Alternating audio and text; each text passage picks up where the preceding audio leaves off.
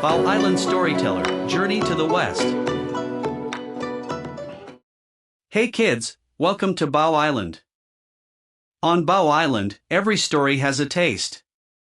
Today's taste is ocean spray on ancient marble, 2,000 meters above the deep. This episode, we're at the Qingshui Cliffs, Xiulin. Today's story, Reviving the Tree. Welcome back to the Bao Island bus. I've pulled off the Suhua Highway at one of the most remarkable viewpoints on the entire island.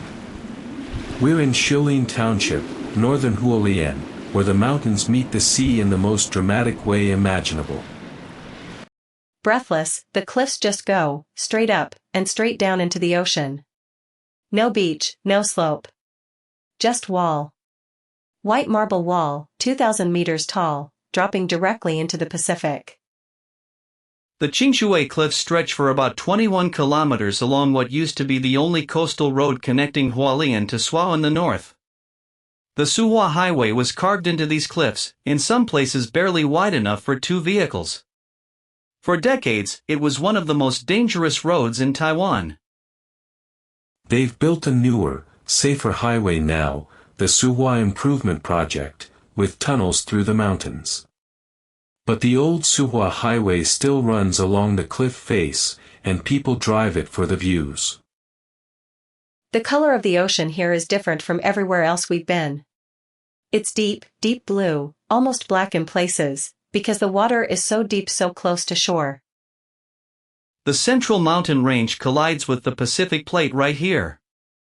This is one of the most geologically active zones in Asia. The mountains are still rising. Every typhoon, every major earthquake, this coast changes.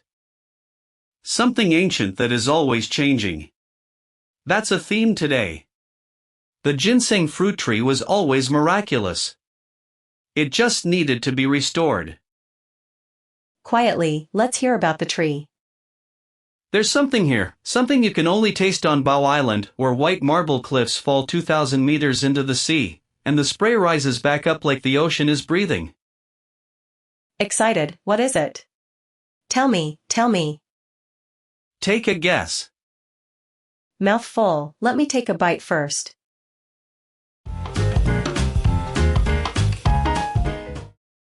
Excitedly, but first, we stopped at Jiqiwan fishing harbor this morning. It's a small harbor south of the cliffs where the boats come in early. The Jiqiwan seafood. What makes it special?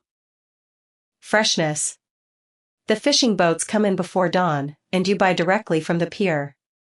I got squid and a local fish. The fisherman told me the name but I've already forgotten, he just said today's fish. They grilled everything right there on a charcoal grill, the squid curling up as it hit the heat, the fish skin crisping. Just salt and a squeeze of lime. Smaller harbors get overlooked. But the freshness is exceptional. The fish is so fresh it doesn't need anything else. Clean, slightly sweet flavor, no fishiness at all. The grilled skin is crispy and salty, the flesh inside flaky and moist.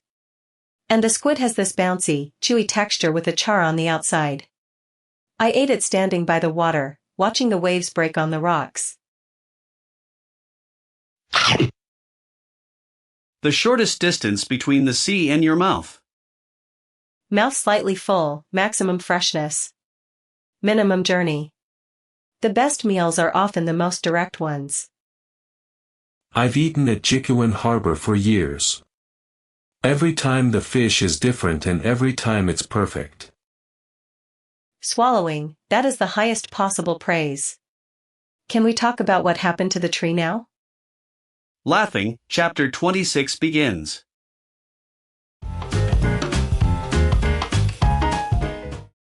Before we get to today's chapter, a quick recap for anyone who needs it. 2 episodes back, we met Jinyuan Xian, a great immortal who owns a miraculous ginseng fruit tree. The tree grows a fruit shaped like a baby, takes 10,000 years to bloom and another 10,000 to bear fruit, and each fruit gives you 47,000 years of life if you eat one. The most powerful fruit in the entire universe. Tang Monk's party stopped at Jinyuan Xian's estate while the immortal was away. 2 junior students gave Pigsy and Sandy some ginseng fruit as a gift. Sun Wukong found out, and then in a terrible sequence of events that involved Sun Wukong's temper and a quick-thinking escape, he accidentally knocked over the tree. Accidentally? Pause. In the way that some accidents happen, they were fleeing and he used his staff in a blind swing and the tree came down, roots and all. The 10,000-year tree. Jinyuan Xian captured the whole party and imprisoned them. He was furious. The tree was dead. The only way out was for Sun Wukong to find a cure. And that is where we pick up today.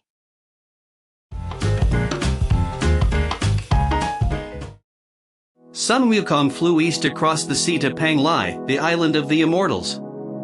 He arrived at the palace of the 3-star gods, longevity, prosperity, and good fortune.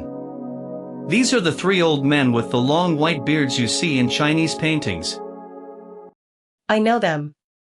The star of longevity has the very, very long head. That's him. Sun Wukong bowed respectfully, which is notable, because Sun Wukong doesn't bow to many people, and explained everything. The tree. The accident. The imprisonment. He needed a method to revive a ginseng fruit tree. Could they help? The star of longevity stroked his beard and said, "The ginseng fruit tree is grown by the great immortal Jinyuan Xian. It is the first tree created at the beginning of the world, the ancestor of all the herbs and plants on earth. Its energy is immeasurable. I have my methods, but I cannot guarantee they would work on something of that magnitude." That's a polite way of saying no. Very polite. He said, "I can give you a technique for restoring ordinary trees.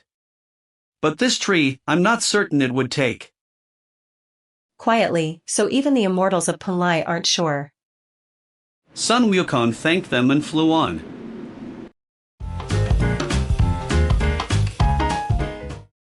He flew to the second immortal island, Fangzhang.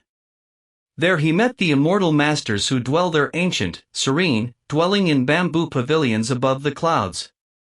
He made his request again. He explained the tree, the accident, the urgency. What happened there? The masters of Fangzhang are known for their knowledge of living things. They understand the energy of plants and roots the way a doctor understands a human body. They listened carefully. Did they have a cure? One of them said, "We have an elixir of revival. It can restore a tree to full health within 3 days. We have used it on ancient oaks, on sacred pines, on trees that have stood for thousands of years." He paused. But the ginseng fruit tree is not like those trees. It belongs to a different order entirely. Whether our elixir works, we cannot say with certainty. Another polite no. Not quite. He said, "Take it. Try it. We cannot promise, but we cannot refuse to try." That's kind of moving, actually. They gave him what they had even though they weren't sure. That's what you do when someone is desperate. You give what you have and hope it's enough.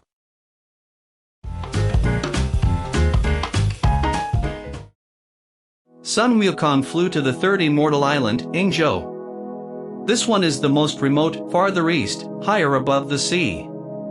The immortals who live there are said to be the oldest and wisest. Their knowledge of the universe stretches back to before time itself was measured. So if anyone can help, it's them? Sun Wukong arrived, bowed, and made his case for the 3rd time. By this point he'd been flying for hours. He explained everything, the tree, its origin, what it meant, why it had to be saved. The old immortal of Yingzhou listened with his eyes closed. When Sun Wukong finished, there was a long silence. Whispering, what did he say? He opened his eyes and said, "Monkey, I have lived through the formation of the world.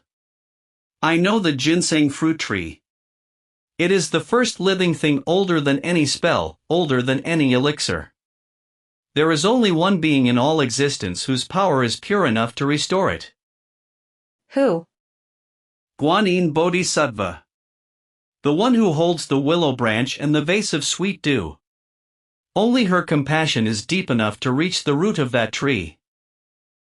Slowly, so 3 immortal islands, and all of them point to the same answer. All roads lead to Guanyin. There are problems you can only solve by going to the right source. You can try everything else first. But eventually you have to find the right one.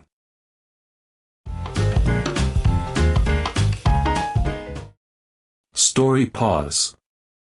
Let's walk a little way along the old Suhua Highway overlook. Stop and look down for a moment. Looking over the edge, odd, there's nothing between us and the ocean.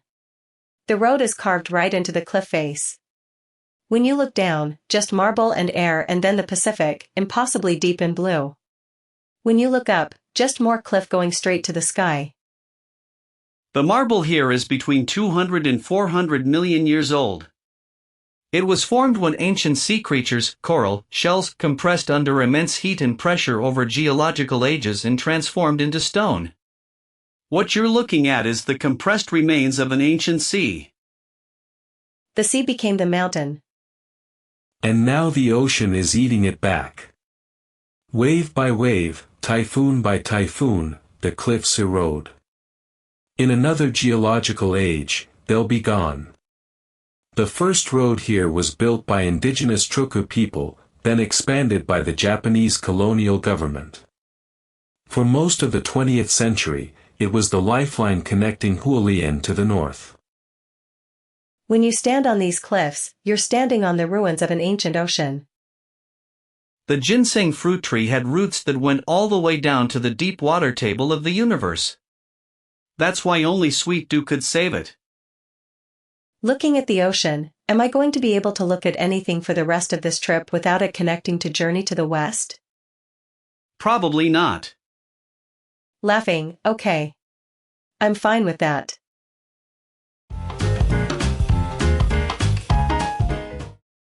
Sun Wukong flew straight to Guanyin's island Putuo Mountain in the South Sea.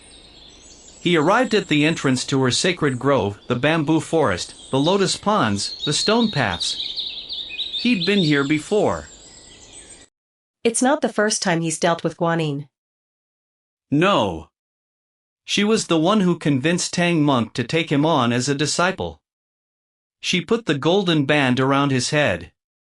She knows exactly who Sun Wukong is, every wild, brilliant, infuriating part of him. Does he bow? He bows all the way to the ground. Without being asked, without any performance. He tells her everything. The tree, the accident, the 3 immortal islands, what the immortal of Yingzhou said. He doesn't leave anything out. He doesn't pretend he didn't cause it. Quietly, he's taking responsibility. That's what makes this moment important. Sun Wukong doesn't often do that.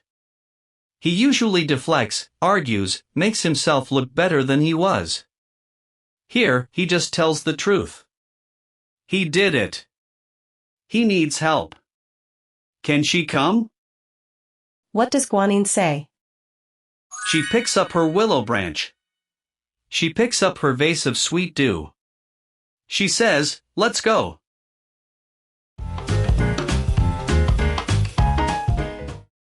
When Guanyin arrived at Jiqiwan Xian's estate, with Sun Wukong beside her and the whole sky brightening slightly as if the light itself was responding, everyone felt the change in the air. The birds went quiet. The flowers turned toward her. Even Jiqiwan Xian, one of the most powerful immortals in the universe, bowed deeply. Even he bows to her? She is of an entirely different order. She's not powerful in the way that someone with weapons or soldiers is powerful.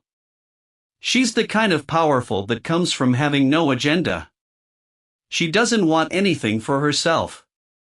She's just there to help. That's the most powerful kind, isn't it?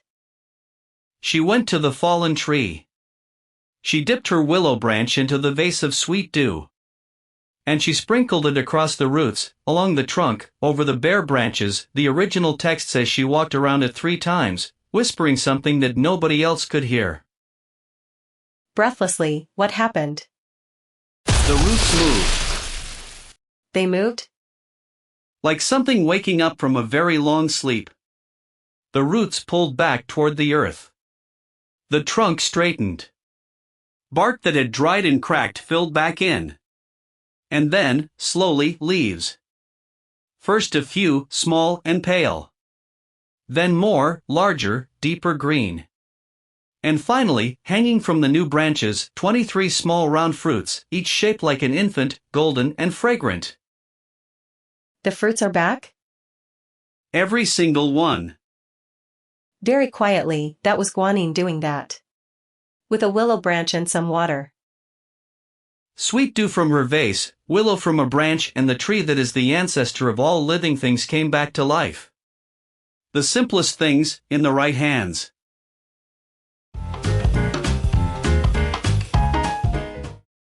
Jiqiwan stood watching all of this with tears running down his face.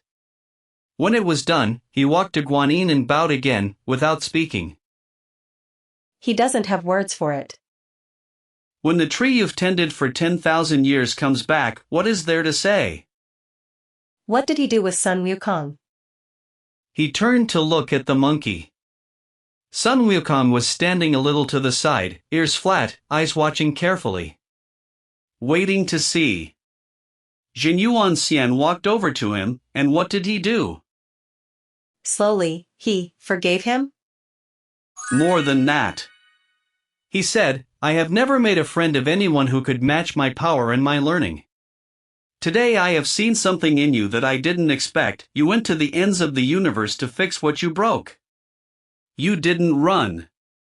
You didn't pretend. You came back.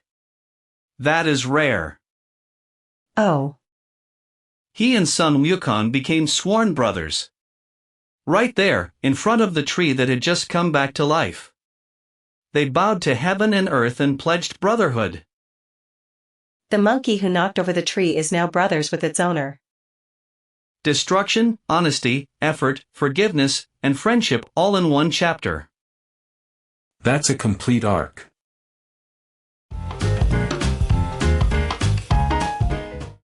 We've come down from the cliff lookout. Bao found a roadside stall near the old highway junction. Excitedly, sweet potato fries. They slice Hualien sweet potatoes, the local variety with that purple-orange flesh, into thick sticks and fry them until they're golden on the outside and completely soft inside. Very lightly salted. That's it. That's it? That's it. And it is enough. The sweet potato is the whole story. The sweetness concentrates as they fry. The potato is already naturally sweet, and frying drives out some of the moisture so the flavor gets richer and more intense. The outside has this gorgeous crunch before you hit the fluffy interior. Hualien sweet potatoes are some of the best in Taiwan. The volcanic soil and clean mountain water make the starches sweeter. They're warm, just from the oil, and so simple it almost feels like cheating. Good ingredient, heat, and time. Nothing else needed. The ginseng fruit is described the same way. After 10,000 years of growing, one bite and you feel completely, thoroughly satisfied. Nothing was missing. Nothing needed to be added. Quietly, these sweet potato fries are the ginseng fruit of roadside snacks. Laughing, I think the stall owner would be very happy to hear that.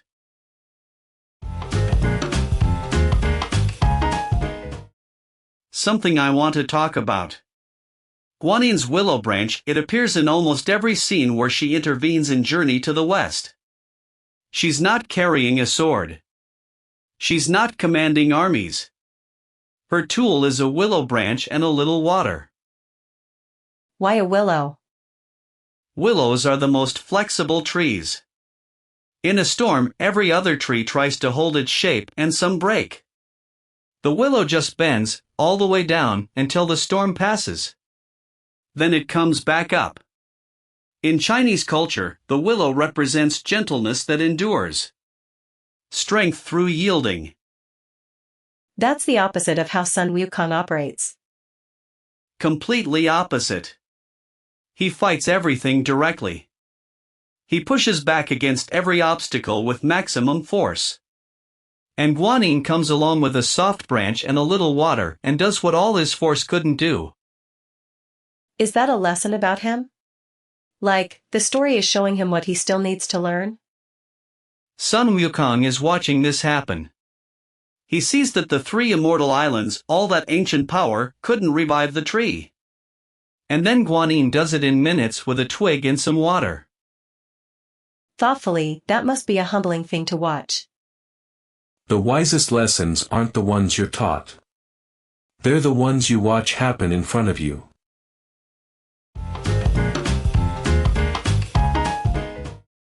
Before we leave Xiulin, there's one more stop. The Zhang Family Tree Garden, a private garden tucked into the foothills behind the coast. Looking around, it's a completely different world from the cliffs. Tropical trees everywhere, palms, fruit trees, ferns taller than I am. The family has been cultivating this garden for generations. A tree garden feels like the right place to end today's episode. Jinyuan Xian's ginseng fruit tree was also a garden, one tree, tended over thousands of years. These trees are much younger. But the care is the same. Someone planting something and knowing they won't see it fully grown. Taiwan is a narrow island and the east coast makes that very clear. Stand on these cliffs and you're looking at open ocean all the way to the Americas. No land between here and America? Nothing until you hit California. Quietly, that is so much ocean. Sun Wukong flew over 3 different seas to visit 3 immortal islands in this chapter. He covered distances that would take a ship months. And still the answer he was looking for wasn't in any of those places, it was on a quiet island in the South Sea, with a figure who asked for nothing and was always there. Do you think he knew from the start that he'd end up at Guanyin? I think part of him did. But some things you have to try every other option first, before you let yourself ask for the real help. Yeah. That's very true.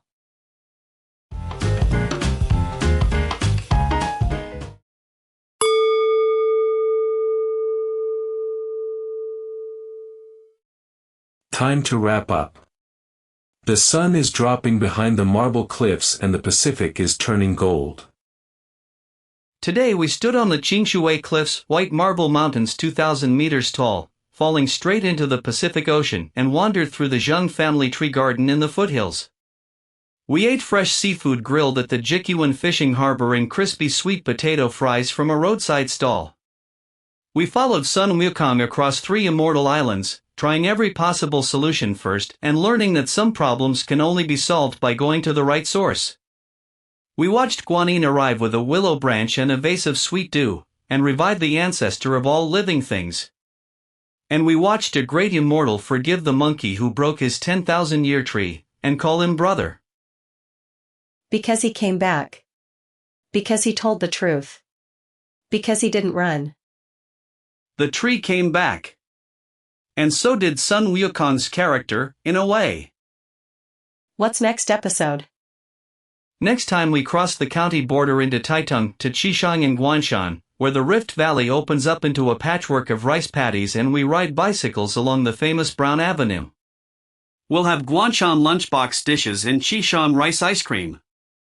And the story, one of the most heartbreaking chapters in the whole book, the White Bone Demon, who transforms 3 times into innocent people, and Sun Wukong sees through every one and kills all 3, and Tang Monk only sees a murderer. And makes the worst decision of his life. Quietly, he banishes him. Softly, the softest branch can do what all the force in the world cannot. On Bao Island, stories grow up with you.